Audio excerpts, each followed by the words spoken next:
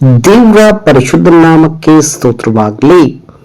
ಈ ದಿನದ ದೇವರ ವಾಕ್ಯ 1 ಪೇತ್ರನು 2ನೇ ಅಧ್ಯಾಯ 24ನೇ ವಾಕ್ಯ. ನಾವು ಪಾಪದ ಪಾಲಿಗೆ ಸತ್ತು ನೀತಿವಂತರಾಗಿ ಜೀವಿಸುವಂತೆ ಆತನು ನಮ್ಮ ಪಾಪಗಳನ್ನು ತಾನೇ ತನ್ನ ದೇಹದಲ್ಲಿ ಹೊತ್ತುಕೊಂಡು ಮರಣದ ಕಂಬವನ್ನು ಏರಿದನು. ಆತನ ಬಾಸುಂಡೆಗಳಿಂದ ನಿಮಗೆ ಗುಣವಾಯಿತು. ಹೌದು ಪ್ರೀತಿಯ ದೇವರ ಮಕ್ಕಳೇ, ಇವತ್ತಿನ ದೇವರ ವಾಕ್ಯದಲ್ಲಿ ನಾವು ಗಮನಿಸುತ್ತಿದ್ದೇವೆ. ಇಲ್ಲಿ ದೇವರ ವಾಕ್ಯವು ಸ್ಪಷ್ಟವಾಗಿ ಬರೆಯಲ್ಪಟ್ಟಿದೆ. ನಾವು ಪಾಪದ ಪಾಲಿಗೆ ಸತ್ತು ನೀತಿವಂತರಾಗಿ ಜೀವಿಸುವಂತೆ ಆತನು ನಮ್ಮ ಪಾಪಗಳನ್ನು ತಾನೇ ತನ್ನ ದೇಹದಲ್ಲಿ ಹೊತ್ತುಕೊಂಡು ಮರಣದ ಕಂಬವನ್ನು ಏರಿದನು. ಆತನ ಬಾಸುಂಡೆಗಳಿಂದ ನಿನಗೆ ಗುಣವಾಯಿತು. ಹೌದು ಪ್ರಿಯರೇ, ಇವತ್ತಿನ ದಿನದಲ್ಲಿ ಅನೇಕರು ನಾವು ಗಮನಿಸುವಾಗ ಗುಡ್ ಫ್ರೈಡೆ ಅಂದರೆ ಶುಭ ಶುಕ್ರವಾರ ಎಂಬುದಾಗಿ ಆಚರಿಸುತ್ತಿದ್ದಾರೆ.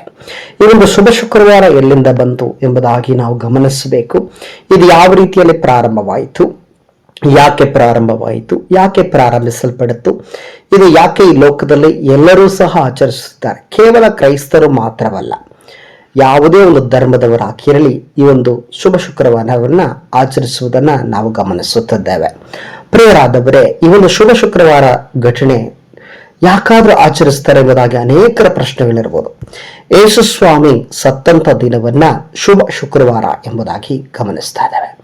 ಪ್ರಿಯರಾದವರೇ, ಈ ಲೋಕದಲ್ಲಿ ಯಾವುದೇ ಒಬ್ಬ ವ್ಯಕ್ತಿ ಅಂದ್ರೆ ಉನ್ನತ ಸ್ಥಾನದಲ್ಲಿರುವವರು, ಬಹಳ ಪ್ರಬಲಿತವಾಗಿರುವವರು, ಬಹಳ ಫೇಮಸ್ ಆಗಿರುವವರು ಯಾರಾದ್ರೂ ಸತ್ರೆ ಅದು ಕರಾಳ ದಿನ ಎಂಬುದಾಗಿ ಅಥವಾ ಕಪ್ಪು ದಿನ ಎಂಬುದಾಗಿ ಹೇಳೋದನ್ನ ನಾವು ಗಮನಿಸಿದ್ದೇವೆ. ಕೆಲವೊಬ್ಬರು ಅದ್ರ ಹೇಳ್ತಾರೆ ಬ್ಲ್ಯಾಕ್ ಡೇ ಫಾರ್ ಅಸ್ ಅಂತ ಹೇಳಿ. ಆದ್ರೆ ಇಲ್ಲಿ ಯೇಸು ಸ್ವಾಮಿ ಸತ್ತಂತ ದಿನದಲ್ಲಿ ಅದು ಶುಭ ಶುಕ್ರವಾರ ಅಂದರೆ ಗುಡ್ ಫ್ರೈಡೆ ಎಂಬುದಾಗಿ ಹೇಳೋದನ್ನ ನಾವು ಗಮನಿಸ್ತಾ ಇದ್ದೇವೆ. ಆತ ನೋಡ್ರಿ, ನಮಗೋಸ್ಕರ ನಿಮಗೋಸ್ಕರ ಆತನು ಜಜ್ಜಲ್ಪಟ್ಟನು.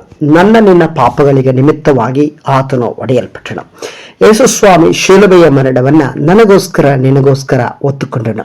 ಅದಕ್ಕೆ ಈ ಒಂದು ವಾಕ್ಯದಲ್ಲಿ ನಾವು ಗಮನಿಸ್ತಾ ಇದ್ದೇವೆ, ನಾವು ಪಾಪದ ಪಾಲಿಗೆ ಸತ್ತು ನೀತಿವಂತರಾಗಿ ಜೀವಿಸುವಂತೆ ಆತನು ನಮ್ಮ ಪಾಪಗಳನ್ನು ತಾನೇ ತನ್ನ ದೇಹದಲ್ಲಿ ಹೊತ್ತುಕೊಂಡು ಮರಣದ ಕಂಬವನ್ನು ಏರಿಡಿದನು. ಅಂದ್ರೆ ಮರಣದ ಕಂಬ, ಆ ಒಂದು ಶಿಲುಬೆಯ ಕಂಬವನ್ನ ಮರಣದ ಕಂಬ ಎಂಬುದಾಗಿ ಹೇಳಲ್ಪಡುತ್ತದೆ.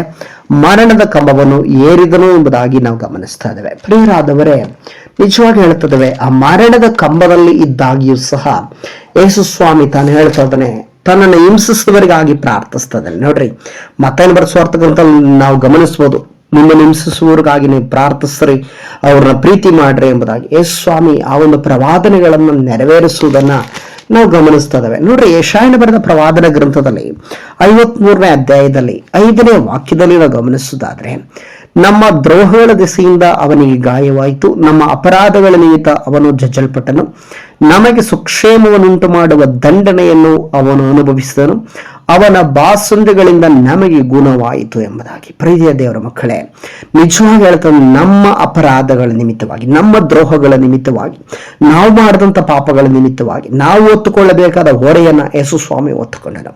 2000 ವರ್ಷಗಳ ಹಿಂದೆ ಯೇಸು ಸ್ವಾಮಿ ಈ ಲೋಕಕ್ಕೆ ಮಾನವನಾಗಿ ಜನಿಸಿ ಬಂದನು.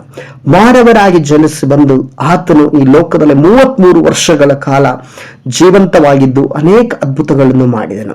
ಅಂದ್ರೆ ಪಾಪವನ್ನ ಪರಿಹರಿಸುವುದಕ್ಕಾಗಿ ತನ್ನನ್ನೇ ತಾನೇ ಶಿಲುಬೆಯ ಮರಣವನ್ನು ಹೊತ್ತುಕೊಂಡನು. ನೋಡ್ರಿ, 53ನೇ ಅಧ್ಯಾಯ ಅಂದ್ರೆ ಯೆಶಾಯನ ಬರೆದ ಪ್ರವಾದನ 53ನೇ ಅಧ್ಯಾಯ 4ನೇ ವಾಕ್ಯ ನೀವು ಗಮನಿಸುವಾಗ, ನಿಜವಾಗಿಯೂ ನಮ್ಮ ಸಂಕಷ್ಟಗಳನ್ನು ಅವನು ಅನುಭವಿಸಿದನು, ಅವನು ಹೊತ್ತವರೆಯೂ ನಮ್ಮ ಸಂಕಷ್ಟವೇ ಹೌದು ಎಂಬುದಾಗಿ ಇಲ್ಲಿ ಗಮನಿಸ್ತಾ ಇದ್ದಾವೆ. ಪ್ರೀತಿಯ ದೇವರ ಮಕ್ಕಳೇ, ನಿಜವಾಗಿ ಆತನು ನನಗೋಸ್ಕರ ನಿನಗೋಸ್ಕರ ಜಜ್ಜಲ್ಪಟ್ಟದು, ನನಗೋಸ್ಕರ ನಿನಗೋಸ್ಕರ ಒಡೆಯಲ್ಪಟ್ಟನು. ಕೊನೆಯ ಕ್ಷಣದವರೆಗೆ ಆತನು ನೋಡ್ರಿ, ಆತನು ಹೇಳ್ತಾ ಇದ್ದಾನೆ, ಆತನು ಪ್ರಾರ್ಥಿಸ್ತಾನೆ, ಆ ಒಂದು ಶಿಲುಬೆಯಲ್ಲಿ ಇರುವಾಗಲೂ ಸಹ, ಶಿಲುಬೆಯಲ್ಲಿ ಒಡೆಯುವಾಗಲೂ ಸಹ, ಶಿಲುಬೆಯಲ್ಲಿ ಅವನು ಯೇಸು ಸ್ವಾಮಿ ಅವಮಾನಗಳನ್ನು ಅನುಭವಿಸುವಾಗಲೂ ಸಹ ಯೇಸು ಸ್ವಾಮಿಯನ್ನ ಹಿಂಸಿಸುವವರಿಗಾಗಿ ಆತನ ತಂದೆಯೇ ಇವರು ಏನ್ ಮಾಡ್ತಾ ಇದ್ದಾರೆ, ಇವರಿಗೆ ಗೊತ್ತಿಲ್ಲ, ಇವ್ರನ್ನ ಕ್ಷಮಿಸ್ರಿ ಎಂಬಂತ ಧಾರಾಳವಾದ ಹೃದಯ, ಆ ಕ್ಷಮಿಸುವ ಗುಣ ಇದೆ. ಅದಾದ ಮೇಲೆ ಆತನು ನೋಡ್ರಿ, ಆತನ ಶಿಷ್ಯನನ್ನು ಕರೆತಾನೆ. ಆತನ ಶಿಷ್ಯನಿಗೆ ಇವರೇ ನಿಮ್ಮ ತಾಯಿ, ಇವರೇ ನೀನು ತಾಯಿ ಎಂಬುದಾಗಿ ಹೇಳ್ತಾನೆ. ನೋಡ್ರಿ, ಅನೇಕ ಕಾರ್ಯಗಳು 7 ಮಾತುಗಳನ್ನು ನಾವು ಗಮನಿಸ್ತೇವೆ. ಅದರಲ್ಲಿ ಕೆಲವೊಂದು ಕಾರ್ಯಗಳನ್ನು ಮಾತ್ರ ನಾವು ನೋಡ್ಲಿಕ್ಕೆ ಸಾಧ್ಯ. ಪ್ರೀತಿ ದೇವರ ಮಕ್ಕಳೇ, ಸ್ವಾಮಿ ನಿನ್ನ ಪಾಪಗಳನ್ನು ಹೊತ್ತುಕೊಂಡು ನಿನ್ನ ದ್ರೋಹಗಳನ್ನು ದೆಸೆಯಾಗಿ ನಾವು ಪಾಪದ ಪಾಲಿಗೆ ಸತ್ತು ನೀತಿವಂತರಾಗಿ ಜೀವಿಸಬೇಕೆಂದೇಳು. ಅಂದ್ರೆ ನಾವು ಈ ಪಾಪದ ಪಾಲಿಗೆ ನಾವು ಸಾಯಬೇಕು, ನೀತಿವಂತರಾಗಿ ನಾವು ಜೀವಿಸಬೇಕು ಎಂಬುದಾಗಿ ಆತನೇನ್ ಮಾಡಿದ ಅಂದ್ರೆ, ನೋಡ್ರಿ, ಪಾಪದ ಪಾಲಿಗೆ ಸತ್ತು ನೀತಿವಂತರಾಗಿ ಜೀವಿಸುವಂತೆ ಆತ ನಮ್ಮ ಪಾಪಗಳನ್ನು ತಾನೇ ತನ್ನ ದೇಹದಲ್ಲಿ ಒತ್ತುಕೊಂಡು ತಾನು ಏನ್ ಮಾಡದಂದ್ರೆ, ಯೇಸು ಸ್ವಾಮಿ ತನ್ನ ದೇಹದಲ್ಲಿ ನಮ್ಮ ಪಾಪಗಳನ್ನು ಹೊತ್ತುಕೊಂಡು ಮರಣದ ಕಂಬವನ್ನು ಹೇರಿಡಿದನು. ಮರಣದ ಕಂಬವನ್ನು ಹೇರಿ ಅದಾದ ಮೇಲೆ ನೋಡ್ರಿ, ಮರಣದ ಕಂಬವನ್ನು ಹೇರಿದ ಮೇಲೆಯೂ ಸಹ ಆತನ ಮರಣದ ಸಮಯದಲ್ಲೂ ಸಹ ನಮಗಾಗಿ ನಿಮಗಾಗಿ ಪ್ರಾರ್ಥಿಸುವವನಾಗಿದ್ದನು. ಆತನ ಪ್ರಾಣ ಹೋಗುವ ಸಮಯದಲ್ಲೂ ಸಹ ನಿನ್ನ ಪಾಪಗಳಿಗಾಗಿ ಆತನ ಪ್ರಾರ್ಥಿಸುವಂತವನಾಗಿದ್ದನು. ಪ್ರೀತಿಯ ದೇವರ ಮಕ್ಕಳೇ, ನಿಜವಾಗಿಯೂ ಯೇಸುವನ ಹೃದಯ ನಮ್ಮಲ್ಲಿ ಇರಬೇಕು, ಯೇಸುವನಂತ ಮನಸ್ಸು ನಮ್ಮಲ್ಲಿ ಇರಬೇಕು. ಯಾಕಂದ್ರೆ ಸ್ವಾಮಿ ತನ್ನನ್ನು ಹಿಂಸಿಸುವವರಿಗಾಗಿ ಪ್ರಾರ್ಥಿಸ್ತಾ ಇದ್ದಾನೆ, ತನ್ನನ್ನು ಹಿಂಸಿಸಿದವ್ರನ್ನ ಕ್ಷಮಿಸ್ತಾ ಇದ್ದಾನೆ, ಪ್ರೀತಿಸ್ತಾ ಇದ್ದಾನೆ. ನನ್ನಂತೆ ನೆರೆಯವರನ್ನ ಪ್ರೀತಿಸಬೇಕೆಂಬ ವಾಕ್ಯನ ಪರಿಪೂರ್ಣವಾಗಿ ಆತ ನೆರವೇರಿಸಿದನು. ನೋಡ್ರಿ, ನಮ್ಮನ್ನ ಹಿಂಸಿಸುವವರಿಗಾಗಿ ನಾವು ಪ್ರಾರ್ಥಿಸಬೇಕನ್ನೋದನ್ನು ನೆರವೇರಿಸಿದನು. ಅನೇಕ ಕಾರ್ಯಗಳನ್ನು ನೆರವೇರಿಸಿದ್ದಾನೆ. ಶಿಲುಬೆಯ ಮರಣವನ್ನ ಆತನು ಸಹಿಸಿಕೊಂಡು ತನ್ನನ್ನು ತಾನು ತಗ್ಗಿಸಿಕೊಂಡು ಆತನ ಏನ್ ಮಾಡ್ತಾನೆ ಅಂದ್ರೆ, ತನ್ನನ್ನ ಮರಣದ ಶಿಲುಬೆಯನ್ನು ಹೊತ್ತುಕೊಳ್ಳುತ್ತಾನೆ. ಆ ಮರಣದ ಶಿಲುಬೆಯಲ್ಲೂ ಸಹ ತಾನು ಪ್ರಾಣವನ್ನು ಬಿಡೋದಕ್ಕಿಂತ ಮುಂಚಿತವಾಗಿ ನನಗಾಗಿ ನಿನಗಾಗಿ ಆತನು ಮೊರೆ ಇಡುವವನಾಗಿದ್ದನು. ಮತ್ತೆ ಆತನು ಇವತ್ತಿನ ಒಂದು ದಿನದಲ್ಲಿ, ಅಂದ್ರೆ ಈ ಶುಭ ಶುಕ್ರವಾರದ ದಿನದಲ್ಲಿ ಆತನು 2000 ವರ್ಷಗಳ ಹಿಂದೆಯೇ ಸತ್ತು ಹೋಗಿದ್ದಾನೆ.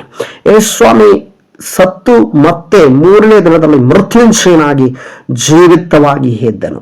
ಆ ಒಂದು ದಿನವನ್ನ ಶುಭ ಶುಕ್ರವಾರ ಎಂಬುದಾಗಿ ನಾವು ಆಚರಿಸ್ತೇವೆ. ನೋಡ್ರಿ, ಇದು ಬ್ಲ್ಯಾಕ್ ಡೇ ಎಂಬುದಾಗಿ ನಾವು ಆಚರಿಸ್ತಾ ಇಲ್ಲ, ಅಥವಾ ಕರಾಳವಾದ ದಿನ ಎಂಬುದಾಗಿ ಆಚರಿಸ್ತಾ ಇಲ್ಲ, ಅಥವಾ ಯಾವುದೇ ಒಂದು ಸಂಕಷ್ಟದ ದಿನ ಎಂಬುದಾಗಿ ನಾವು ಆಚರಿಸ್ತಾ ಇಲ್ಲ. ಬದಲಾಗಿ ಇದನ್ನ ಶುಭ ಶುಕ್ರವಾರ, ಅಂದರೆ ಗುಡ್ ಫ್ರೈಡೇ ಎಂಬುದಾಗಿ, ಇದು ಒಳ್ಳೆಯ ಭಾನುವಾರ, ಒಳ್ಳೆಯ ಶುಕ್ರವಾರ ಎಂಬುದಾಗಿ ನಾವು ಆಚರಿಸ್ತಾ ಇದ್ದೇವೆ.